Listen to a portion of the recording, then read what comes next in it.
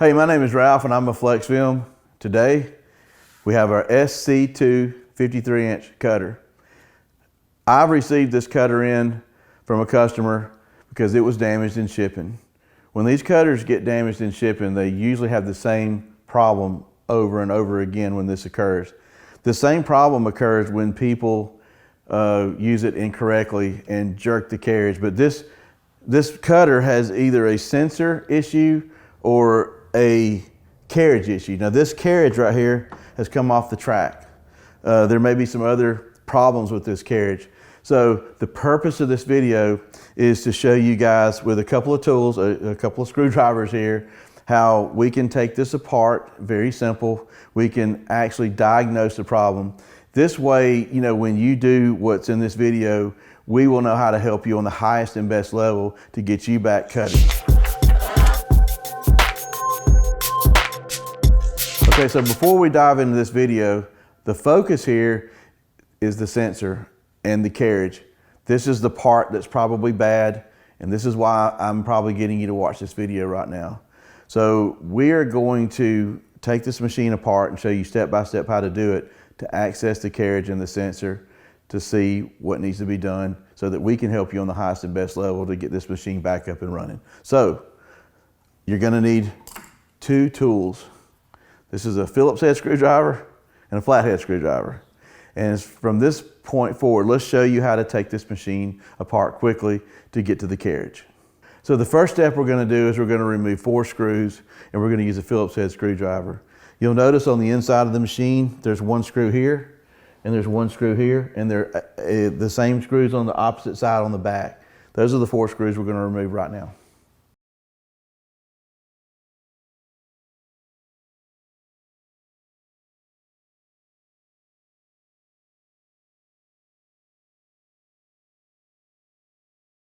Okay, now that we have the 4 screws removed, we're ready to remove the end caps, and it's a really simple process.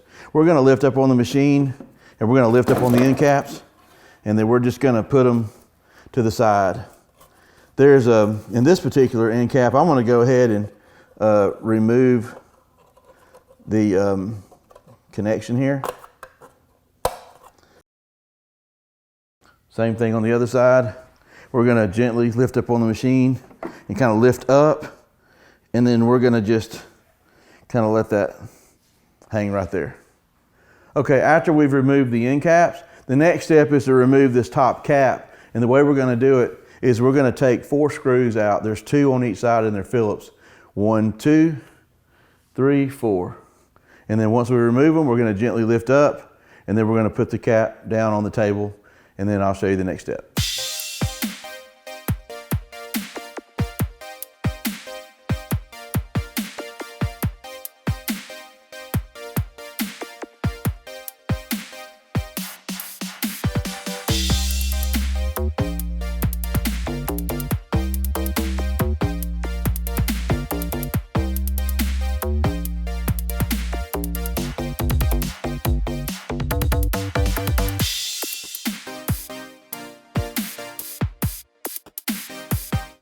Okay, now that you've removed the 4 screws, the tension between these 2 ends will usually be enough to sort of gently hold the cap in place.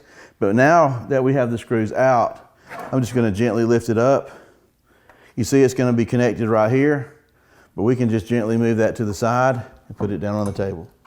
Now what we're going to see now is our, there's a couple of ribbons here. But the main concern is now we've gotten to our carriage. And so the carriage is exposed. We can see the whole carriage. We can see this carriage is off the track. And we can also see a circuit board here on the back of the carriage. And it has a sensor that runs along this track. And sometimes this little cap can come off. Sometimes the little sensor pins can be crooked. But there's a lot of things we're going to be looking at in the next few scenes to really figure out what's going on with this carriage. Okay, our next step is once we have the cap off, is we really need to evaluate this carriage, and we're going to do that by removing it. So the first step to remove it is to come to this side of the machine where you will find a tensioner, a belt tensioner, that we're just simply going to loosen so that we can get the belt loose enough. Since it's kind of tight now, we're going to loosen it so we can get it off each side of the carriage to prepare for the carriage to be removed. It's a really simple step. Watch how we do it. I'm going to use a screwdriver. You can use your fingers if you want to sometimes. And here's the tensioner right here. It's actually holding the belt, and this screw sticking out is what tightens it and loosens it. I'm going to turn it counterclockwise. When I do, it's going to start loosening the belt tremendously. As I screw it, it loosens and loosens and loosens. It's actually just the whole thing's getting loose. I want it to be really super loose. I might even start doing this on my fingers here. It doesn't matter. Once you get it super loose, don't unscrew it all the way. Okay, I have got it exactly where I want it. So after we've loosened the belt, you may have a situation where your carriage is actually on the track like this one is now, and you have to remove it from the track. And there's a real simple way to do it. It just requires a flathead screwdriver. And there's three rollers. There's two on the bottom and one on the top. The one on the top is actually on a lever, and it's on a spring. So if you can take this screwdriver and push this down, you can remove the carriage. It's real simple. There's a metal bar. You push that bar down like this. You see how that comes out? Then you lift up, and that's how you remove the carriage. So to remove it, you push the metal down, pull it out, and it comes right out. Gently pick up on the carriage, because you don't want to mess up any of these electronics or this guide, sensor guide, because that's probably what could be wrong with it anyway. Or if there's nothing wrong with it, you don't want to further mess it up. Okay, we're just going to carefully remove that side, and then that makes it easy. This other one just falls off. And that is how we remove this component.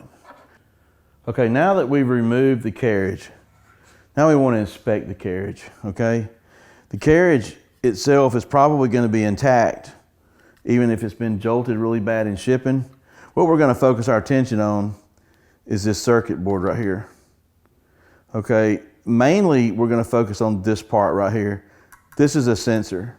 Now it has two little metal pieces that come out, but this little plastic piece is it's called a sensor guide. You know, and as you see, this one was jolted enough to where it's actually come off the board, and it's almost about to fall off. You know, and we're going to notice that these sensors have two legs, two poles on each side, and we want to make sure that they are still soldered to the board and haven't been ripped away.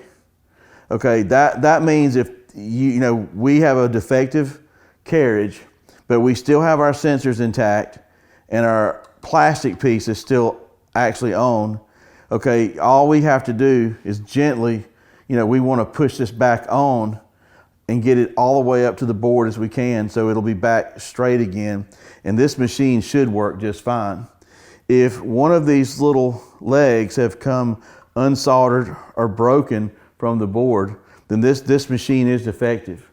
Sometimes this little plastic piece, it falls off. You may find it in the box. You may find it usually on the track in a little hole right here. I want to point to that hole right there. It'll be in this, it'll rest in this little divot right here.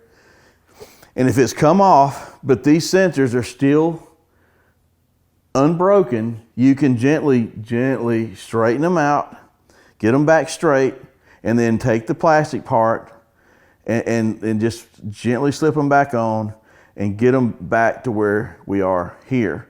And then if that's the case, you will be able to fix your machine, and you will be able to get a long life out of this machine without any problems, without having to go through the hassle of sending it back or do anything that would cause you a severe delay in your running your business. Hopefully we've just identified that maybe the sensors were crooked, and maybe this little plastic cap fell off, and we can just gently push it back on and get this carriage back in working order. Unfortunately, sometimes we may decide this carriage is probably no good because maybe something was damaged, you know, significant enough on the circuit board to where we would have to replace circuitry, and it may just be easier just to replace the whole carriage unit, you know, instead of trying to be a solder technician expert, with electronics. So let's just say that we've decided that this carriage has been damaged enough to where it just needs to be replaced. So the next step is, how are we going to remove the carriage from the ribbon? And it's a really simple step, and I think it's self-explanatory, because see, now all we do is we have 2 Phillips head screws that we have to loosen, not take out, loosen, so that we can gently, wiggle the ribbon out from the connection that it's in. And that's what I'm going to show you guys in this next step.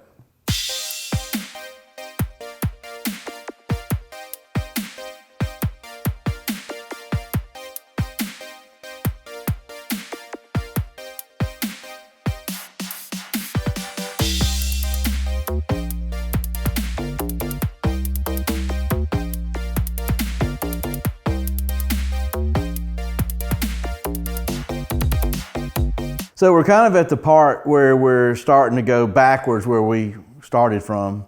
We have, either received a new carriage in the mail that's back new again.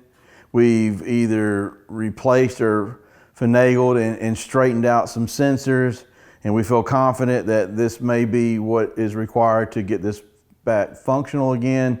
But whatever the case may be, we have to put this all back together. So the rest of this video is going to be us just simply putting the carriage back together, and how to put it back on the track, and how to get the belt on it, and how to tighten the belt, and how much to tighten the belt, and things like that. So the first thing we're going to need to do is we're going to need to identify this ribbon at the top where we took the old carriage out, or we took this carriage out and we're just putting it back. And we're going to want to put this little connection. One side's going to have like blue on it, and the other side's going to have the pins. So all this goes back into this this connector part right here. I'm not sure the name of it. I don't know if you can see that. Just want to get a good. And I want you to notice that one side has probably the tape on it, and the other side has the exposed connectors. It's kind of a common sense. You'll see the way this is designed. The connectors need to be connecting with the other metal inside, and you can see that this is on the top. And you can also use common sense when you put this back on. This ribbon has to be like this. You can't twist it upside down. You have to make sure it stays, because it goes back and forth inside this machine under this cap. So therefore it would go in like this with the tape. If you hold everything like it's supposed to go, the tape's facing up. So let's kind of go upside down. I think there's about 10 different ways to do this. I found the best way to do it for me would be to leave these 2 screwed in and just undo one, because that'll create a space that you need to more easily get this in like this. And I'm going to have to secure it a little bit and gently push it in like that. Now we're going to go put the other screw and spacer in, and then tighten all 3 of these down in the next step. I want to just intervene here for a minute. A lot of these boards, like if we decided to replace this board, or we sent you a new carriage, a lot of times there are 3 screws, and there's these little red spacers or washers. Okay, the new carriage we send you may not have these screws and these washers. So when you receive the new carriage, if this is what you're doing, you may want to take the screws and the washers off of this one, put it on the other one that you have, just like seen here, and then this is what you'll send back. But you may need some of the parts off this one to provide on the new one to begin putting all this back together.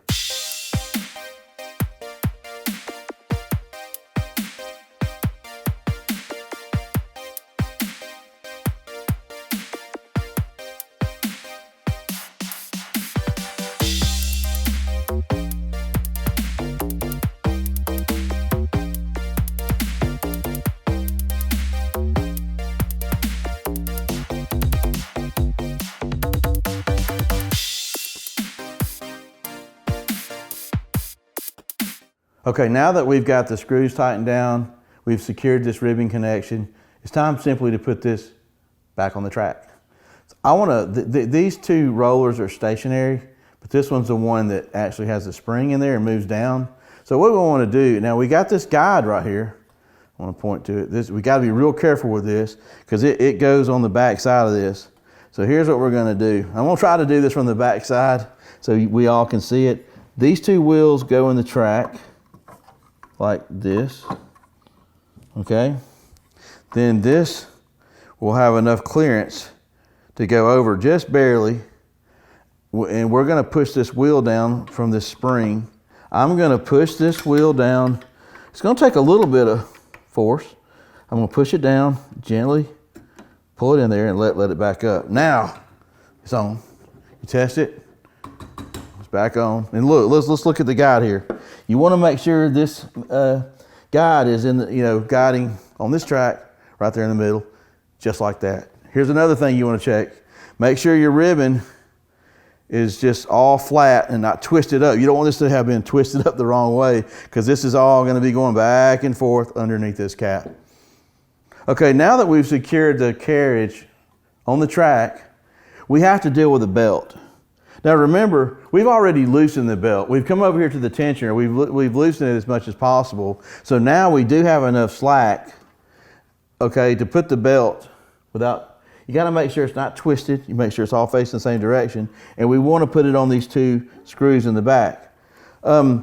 There's two ways to do this. Some people find that this method is the most awkward. We can actually see what we're doing, and we can slip this one on like this. Actually, it's a little trickier. It's on there, and then I can slip this one on, like this. Now, that's a little awkward. So what I would recommend doing, and don't reverse this unless you've already done this first and figured this out. Let's start back over again. I'm gonna gently push down on this to remove the carriage again, and do this step. Do this step with the carriage off first, and see, because it's easier to access. You see how we got it on there now? It's a lot easier to access. So now that you've got the belts on, they feel a little tight, but they are loose enough to where we can go backwards and still put the wheels on the track. I'm gonna put them on the right way. Okay, now that's clearance like I want. Now I'm gonna gently push the wheel down like that. Uh-oh, there, like that, boom. Now I've got it where I want it. Okay, so now let's visit the belt. Let's look and see where we are with the belt. This is the belt tensioner, okay, right here. Okay, this is really not screwed to this. This is just the belt. See how the belt's wrapped around this and it's not wrapped around straight? You got to make sure this is wrapped around straight. There should be some play in it. There's two holes right here that these two little tabs go in. And then once we find that tab, that we want to pull this up. There's a little hole right here that the end of this little screw has to go in like that. This belt gets tighter. See how it's getting tighter? Tighter, tighter. See how tight it's getting now? The question is, how tight do we make the belt? The belt should have a little play in it like this. But it should have a little play, not a lot of play. I don't know if you can see this, but it should have.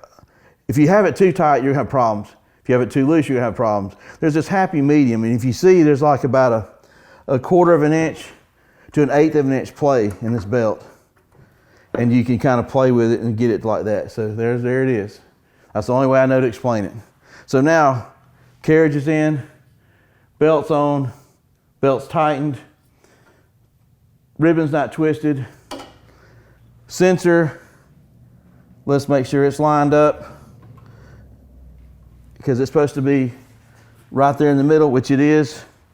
Now we're ready to put the cap on and the end caps, and then we're ready to fire this machine up and get it started. Okay, I'm gonna gently take this cap and we're gonna put it back on. We're just gonna have to do 4 screws, and then we'll be ready to put the 2 end caps back on. And so we just want to line everything up, make sure nothing's in a bind, make sure we're not pinching ribbons. And this is a pretty quick process.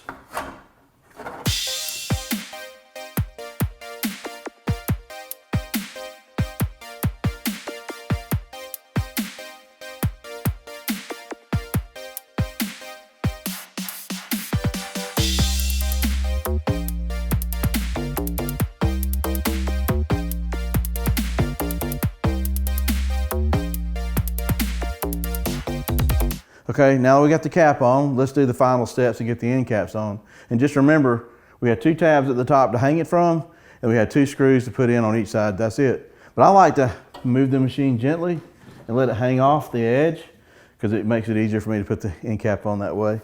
So what we're going to do is just come over here, and we're going to gently see these 2 tabs right here, and we've got 2 tabs here. We're going to line that up and just let it kind of hang it on there and then line it up. Then we got these little smaller screws that go in each side.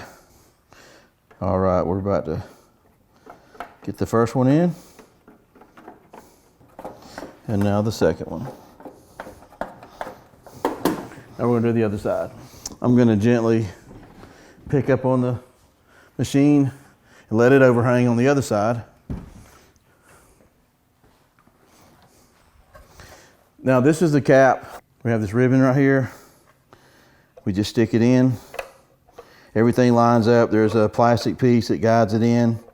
Real simple to put in there. It automatically holds it tight. So then we just gently make sure nothing's pinching, lay it down on the tabs like we did the last one, and we start screwing them in.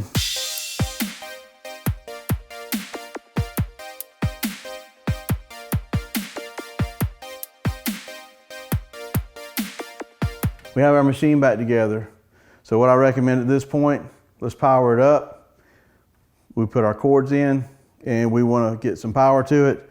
We want to turn the power on, and then we want to see that the carriage doesn't do what it was doing, acting erratically or going all the way to one side and making a bunch of popping noises and things like that. If we've done this right and we don't have any other problems with the machine, everything should power up smoothly, and the carriage should do what it's supposed to do by just going to the place that it's supposed to go. The sensors will stop it automatically, and it will be ready to cut. It's time to power it up. What we want is for it to power up, and then we want this, this to go all the way to the left and situate without banging on the sides because we got a bad sensor. We want it to do what it's supposed to do. So now that we got the power cord in, it's time to turn on the power. This is the moment of truth. It's booting up. Yes, that's what we want. We now have a working SC2 cutter, and we were able to replace the sensor that was damaged in shipping with another one, and now we have a working cutter. And we don't have to worry about replacing the whole cutter now, even though if we need to for some people, that's what we do. Sometimes people damage these things when they're damaged in shipping, but sometimes it is the user error. When these machines, they'll run film off track and the blades will catch and they'll start to just rip the sensor or the carriage off and cause this type of repair. And I love these machines because they're solid.